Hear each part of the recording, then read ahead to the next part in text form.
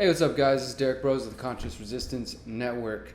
So, if you watched my video from yesterday about non-voting, kind of bringing up the voting topic again, first off, if you've never heard my opinions on voting, please go back to our YouTube channel and search voting, and you can find one video titled Non-Voting as Action, Not Apathy, as Strategy, Not Apathy.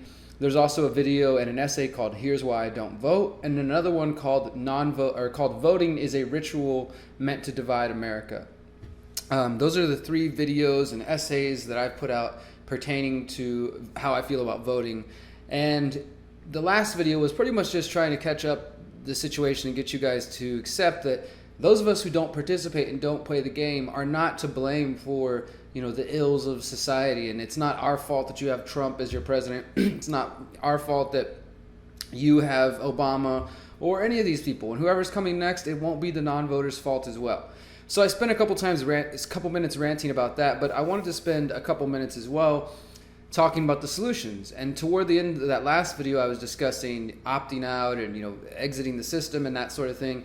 And I have written extensively about this. You can find on the consciousresistance.com, go to our About page, and there's a whole list of essays that introduce people to Agorism, to non-voting, and to opting out, and different strategies that we can take. And of course, you can download my books for free as well. But I wanted to spend a minute to remind you guys what the answer is, has been, and will continue to be for the foreseeable future. The answer, of course, is Agorism. And I don't want to sit here and say that Agorism is the panacea. It's going to solve every single societal ill and inequality and injustice and just atrocity that we see in the world. No, that's not true, at least not in the immediate. But Agorism, the philosophy of Agorism from Samuel Konkin III. Again, check out our channel, search for Agorism. You can see a video I did called What is Agorism? Who is Samuel Konkin III? As well as many essays I've written and speeches I've given on this topic as well. But briefly, Agorism is essentially the idea that we can opt out of the system, the economic system, the political system, all of these various systems that affect our lives in negative ways. Samuel Konkin focused on opting out economically, so vacating the system, stop using the state's currency, in this case the Federal Reserve note, aka the US dollar, or the euro, or pesos, or whatever you have, wherever you're from. Opt out of that currency as often as possible. Yes, I know it's difficult, but it is possible. And put your resources, your time, your money into what are called the black and gray markets. So this means making money whenever possible in the gray market, in the untaxed, unregulated, unreported economy.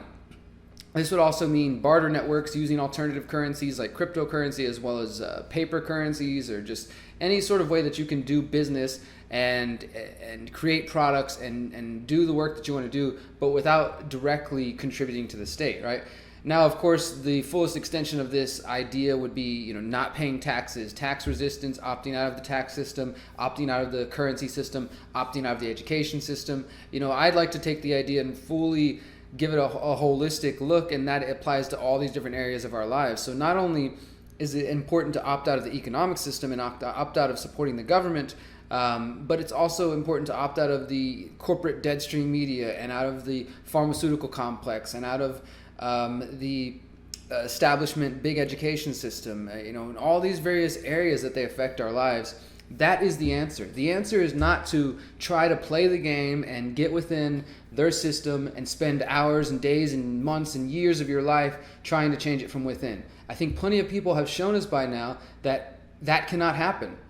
So whatever your ideas are about the founding of this country and whether or not the country was rotten from the beginning, if the Constitution was really theft and centralization after the more decentralized Articles of Confederation, or if you think the Founding Fathers are these great heroes that people claim them to be, whatever your outlook is, the fact of the matter is that whether it was done by design or people got off track and just didn't follow the Constitution, what have you, the point is we're in this situation now. We had a Constitution. It was really great. It established a lot of really important ideas. Of course, not for black people, not for natives, not for women, but for rich white males.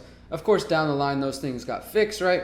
But it was still somewhat of a revolutionary document for its time. But that was then, and this is now. I'm not saying we should get rid of the Constitution because, whatever. I know there's a lot of people out there who are afraid of that. But what you have to recognize is, with or without that piece of paper, you have those rights if you are willing to stand up and fight for them and assert yourself for them. Because you can say they're God-given, they're natural law, whatever you want to say. But at the end of the day, if somebody doesn't believe in your God-given rights, if they don't believe in natural law, and they're willing to come use violence against you, you only have the rights that you're willing to defend and claim. So just remember that. But the Constitution did a great job of kind of enshrining those and putting them into writing, into paper.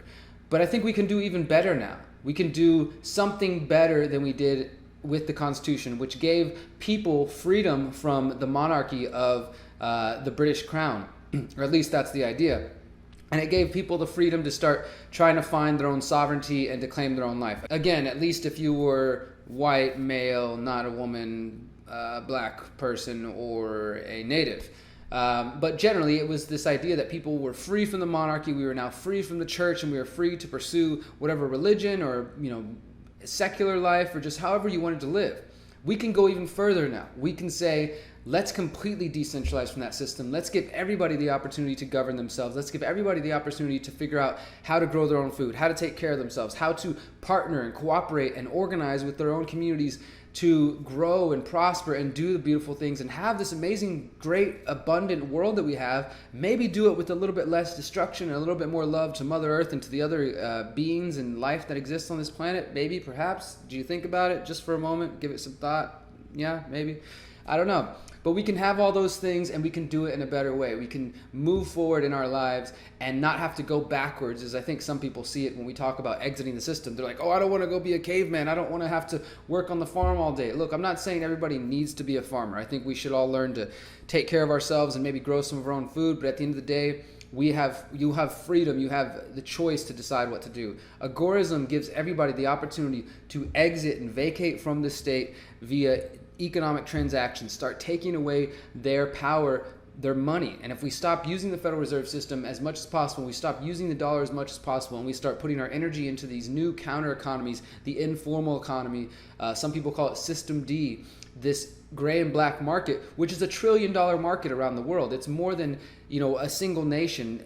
There's so many purchases and transactions taking place in the informal economy that it's just insane. If somebody could actually see that the philosophy of Agorism offers us a way to use that potential and that power there, that economic power, and to shift it away from these states and redirect it towards ourselves, we could be in a lot better situation. But it's going to take a lot more organizing.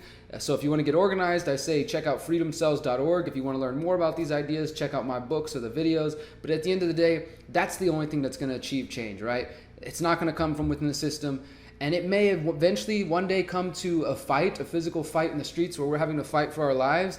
And God, I hope we have some good technology on our side, because the state has a lot of weapons. I think we'll probably be wiped out, and it'll be very brutal and not a fun time.